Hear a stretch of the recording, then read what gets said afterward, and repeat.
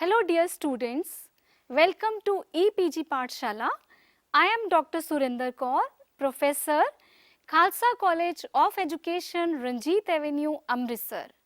Well students, today we will discuss about the topic concept and approaches to educational administration, management and governance. The objectives of the topic are: explain the meaning or concept of educational administration, management and governance. Illustrate the common features of educational administration. Discuss the functions of educational administration. Explain the meaning of educational management and governance, and elaborate the different approaches of educational administration, management and governance. Educational administration is a process that includes the combined operation for maintaining good working conditions. It is a process of utilizing appropriate material in such a way to promote effectively the development of human qualities. It includes all those techniques and procedures employed in operating the educational organization in accordance with established policies. It is the totality of resources which makes it effective for accomplishing the purpose of an enterprise. Educational administration includes certain functions like planning, organizing, financing, directing, supervising, inspecting and evaluation. It is also concerned with elements like setting up of goals of education, review, feedback and innovation. Now let us discuss how different educationists have defined the meaning of educational administration. According to Graham Balfour, educational administration enables the pupils to receive the right education from the right teachers at a cost within the means of the state under conditions which will enable the pupils to profit by their training. According to R. Mote, educational administration is the influencing of one group of human beings, the pupils, to grow towards defined objectives utilizing a second group of human beings, the teachers, as an agent and operating in a setting of a third group of public, variously concerned both with objecting and with means used to achieve them.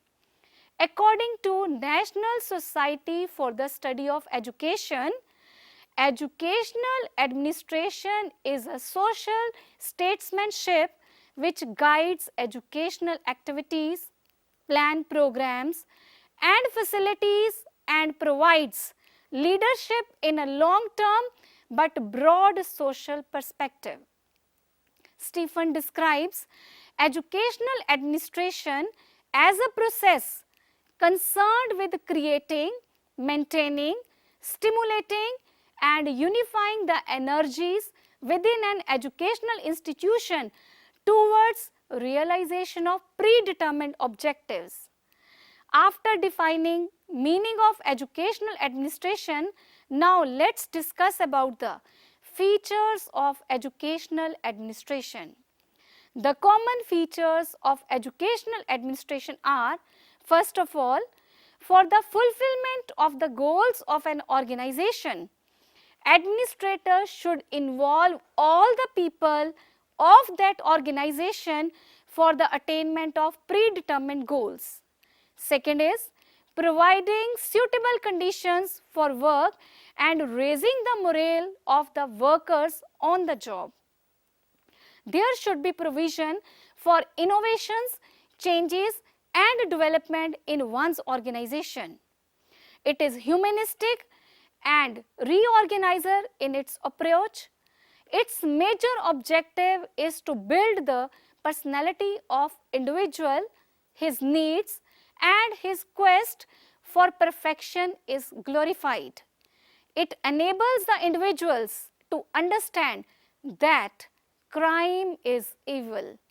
It is not merely the political philosophy, but psychology, ethics, sociology, and history which determine the educational processes or procedures. Educational administration proceeds by taking individual as a unit. Educational administration is more concerned with the inner development of human personality. Educational administration tries to make an individual a moral and cultural person. Educational administration believes in experimentation. Now, principles of educational administration. First of all, we will discuss principle of sharing responsibility. John Dewey, the famous American philosopher, has defined democracy as a sharing of experiences. A democratic head shares his responsibility with others and believes in the decentralization of powers. It enables the leader and the followers to have good mental health. Second is principle of equality. Democracy demands equality of opportunity to all. All are equal in the eyes of law. A democratic head does not consider himself aloof from others. He feels as he was one social being in an inseparable unity of same social structure. Second is principle of freedom. It is one of the unique principles of democracy. The democratic head gives full freedom to the staff so that they may work according to their will. Next is principle of cooperation. The running of a school is not one man's job. It needs combination of many hands. Every member of the school should fully cooperate with the colleagues and with the head of the institution. Next, that is the principle of justice. Democratic administration demands full justice on the part of the headmaster of the school. The democratic administration will be successful only if the headmaster does justice to one and all. In such an environment, all are treated alike and get due importance.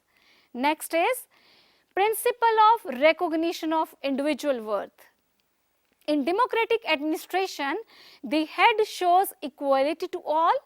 He comes closer to his followers and tries to understand everyone's capability. Quality or merit of each individual is well recognized by him. Next one is principle of leadership. Democratic administration needs leadership at different levels. The school administrator must possess the qualities of leadership so that others may also follow him. He should inspire, direct, guide and lead the staff, the students, parents and the community as well. Principle of democratic philosophy. A set philosophy behind every working ensures its success. A democratic philosophy of the head will make the institution function smoothly and effectively. Next is principle of flexibility. A democratic head of institution believes in the principle of flexibility. He is ever ready to accommodate others in the wider interest of the institution. Next one is principle of optimism. School administrators should be fundamentally optimistic in his outlook and constructive in his policies and procedures. He should have full faith in the efficiency of his program. Next is principle of professional growth. The success of the administrator depends on the efficiency of his colleagues and subordinates. Therefore, he should be sincerely interested in the professional growth of his staff so that they may be able to discharge their duties successfully. Next is principle of relative value. All decisions should be made on the basis of relative value. The goal of the school or the majority of the students should be the most important determining factor. Now we will discuss about functions of educational administration. Educational administration is expected to perform certain functions to achieve the objectives of the organization, like educational administration defines aims and purpose of education. It also frames policies for effective functioning of an organization to achieve predetermined goals. It lays down the structure of the organization. Educational administration prescribes the duties and responsibilities of the positions in the organization. It also prescribes the power and the authority of the position of the organization. Educational administration provides finance and other material resources for its proper functioning at various levels. It plans and operates an effective educational program. Educational administration lays down qualitative and quantitative standards of performance for the personnel. Educational administration provides good professional leadership. It stimulates the workers' efforts and maintain their continuous development. Educational administration evaluates the total outcome in relation to the established policies, aims and norms. After discussing meaning and concept of educational administration, now we will discuss about the meaning of management. It is the basic integrating process of organizational activity which surrounds our daily life. Management involves many good factors. However, some of them are very experiment and need to be understood in proper perspective in order to make management effective, functional, ever progressing and strong. In the present era, the emphasis on management is increasing so as to get defined and effective results out of an educational process. So, important functions of management are as such. First one is goal.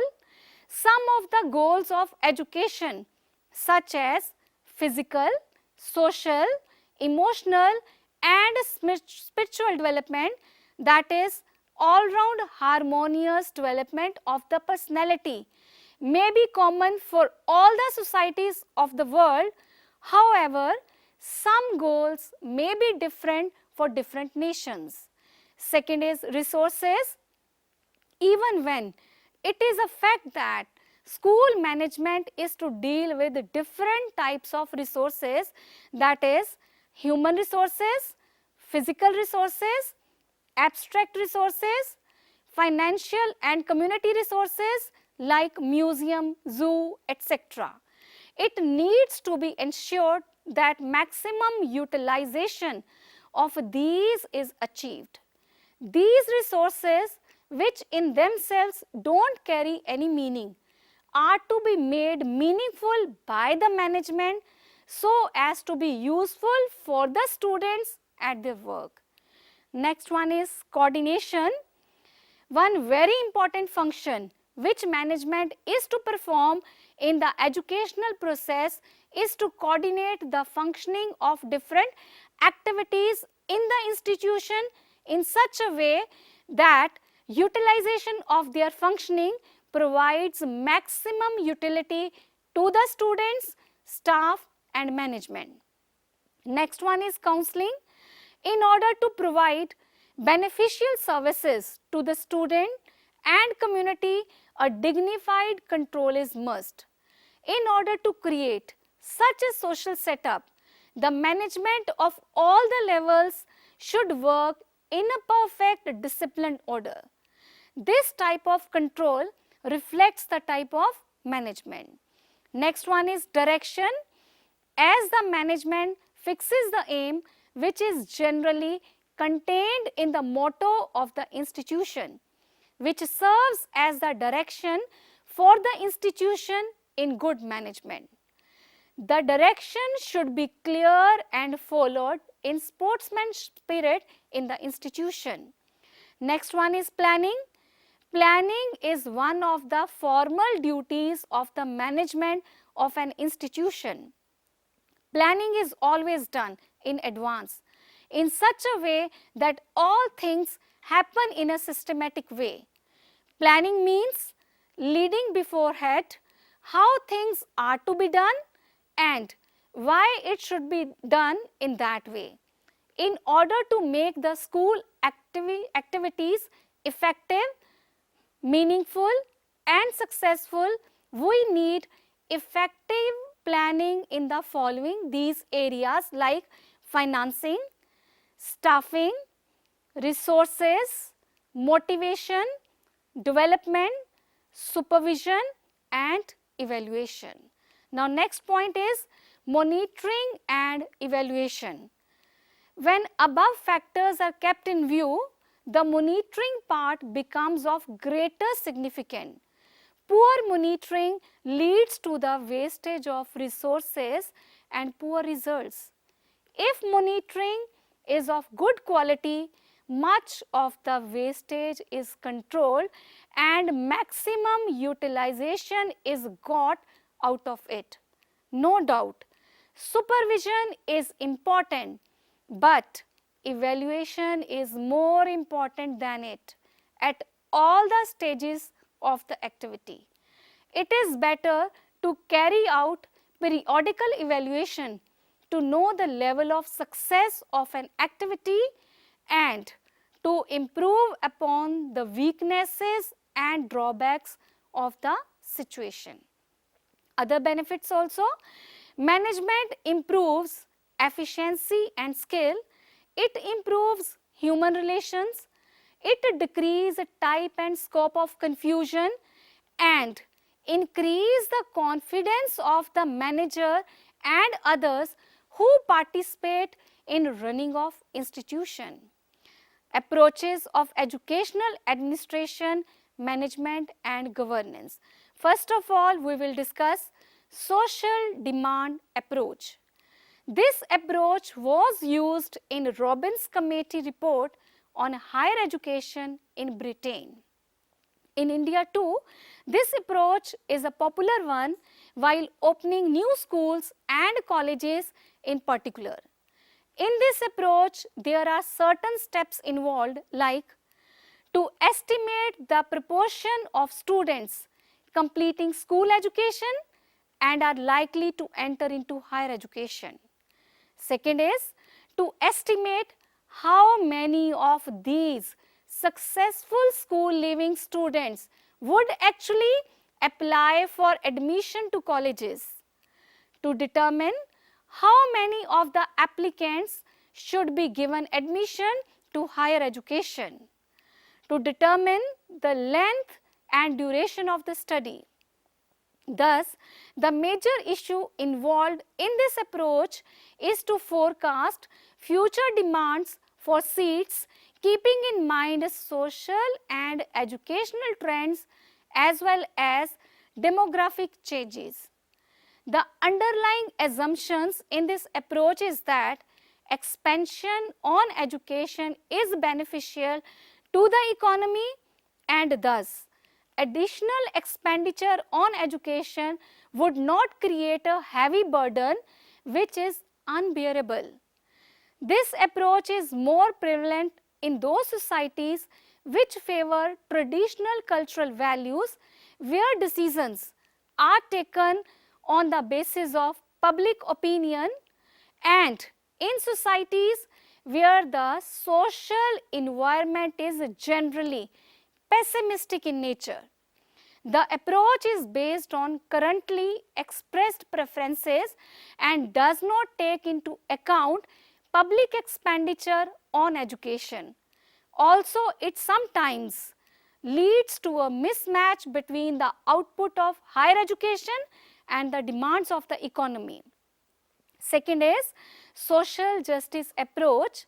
This approach emphasizes justice to the disadvantaged sections of the society and is based on Article 45 of the Indian Constitution. This approach is aimed at making special provision for the socially, economically and educationally disadvantaged communities for a longer duration. This includes opening ashram schools for tribal areas, special concessions and scholarships, incentives and relaxation. Next one is rate of returns approach. According to this approach, investment in education should take place in such a way that the returns from the investment are equal to the returns from other kinds of investment of capital. For example, investment in industry. This principle is known as a equi-marginal returns in economics theory and could be extended to educational sector. This approach treats education as an investment in human capital and uses rate of returns as a criterion in allocation of financial resources. The approach implies that if the rate of return is low, expenditure on education should be reduced. However, in reality, it is difficult to apply this approach to education due to problems associated with measuring rate of returns in education. An educated person's earnings or rate of returns depend upon his or her innate intelligence, parental socio-economic status, motivation and aspirations. Hence, it is not easy to attribute the rate of returns only to education acquired. Hence, this approach is least frequently applied to education. Now, next approach is manpower planning approach. It implies that social system needs educated and trained people with certain well-defined knowledge, attitude and skills. The demand for such people, that is, manpower, is variable and changes with the technical, economic and social development. Educational training and development of such people is the human resources development for maintaining and improving the social system and also for the socio-economic and political modernization of a country. Educational system should be as designed so that it should fulfill the country's manpower requirement. It should produce as many educated and trained people of different categories such as doctors, engineers, teachers, graduates, postgraduates, etc. as are required by the country for its various services. Short production or ever production of these will be a defect of planning or failure of planning technology. It assumes a greater importance in the field of education as it is regarded as an important factor for economic development of a country. New ideas, new techniques and new knowledge of production embodied in physical capital determine the rate at which the economy of country as a whole can advance. Every country therefore builds up a system of education to fulfill these needs for trained, skilled and efficient manpower. Educational planning in most countries focuses on this perspective. In this method, the general demand and capacity of supply of human resources in different streams and at different levels of the educational sector are estimated. The approach asserts that the system of education produces the right quality of human resources with the desirable knowledge, attitudes and skills in the right numbers, and thus education is directly linked with the economic development. The application of the manpower planning approach depends on such factors like an appraisal and analysis of the existing employment conditions and the system of education. Planning the system of education using the financial resources which are limited in an optimum way so as to fulfill the demands of the employment sector without experiencing wastage on account of unemployment. Making an appraisal of the number of students enrolled, the number of existing teachers and their qualification, enrollment in teacher education institutions, availability of future teachers as well as the existing number of school buildings, equipments, infrastructure and other facilities. The requirements of the employers regarding occupational or professional qualifications for employees, their levels of training and abilities should also be assessed. The manpower planning approach takes note of the fact that the teaching profession requires approximately 60% of the highly qualified human resources of a country which competes with the demand for manpower in other economic sectors. A detailed projection of the demand for human resources is difficult due to the uncertainty of productivity trends. Some developed countries such as Norway, France and Sweden estimate their future manpower needs so as to meet the demands of the economy, whereas others such as Great Britain estimate the numbers to be educated on the basis of students' demands. Next one is intra-educational extrapolation approach.